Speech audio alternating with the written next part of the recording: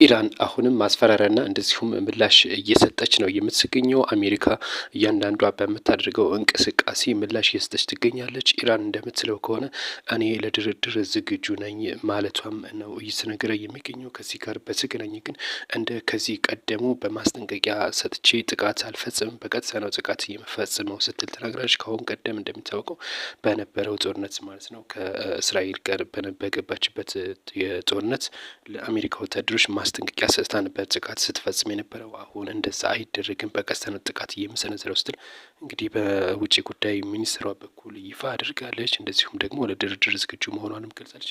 በቀጣይም ደግሞ ቀጠናው ምንም የማያባራ ጦርነት ውስጥ ይገባል ስትልም እያስጠነቀቀች ነው የምትገኘው። አሜሪካም እንደዚሁ እንግዲህ እያስጠነቀቁ ይገኛሉ። ወደ ድርድር ኑ እያሉ ነው የሚገኙት ማለት ነው። ነገር ግን ወደ ድርድር ቢመጡም ብዙዎቹ እንደማይስማሙ እየገለጹ ነው የሚገኙት።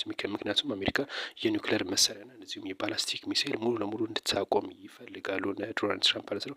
ኢራን ግን ይህ አይሆንም፣ በመሳሪያ ላይ እንደዚህ ያለ ነገር እንዲወሰን አልፈልግም እያለች የምትገኘው ኢራን። እናም እንግዲህ ወደ ድርድር የሚመጡ አይመስሉም። ምናልባትም ዶናልድ ትራምፕ አድፍጠው ጥቃት እንደሚፈጽሙ እየተጠበቀ ነው።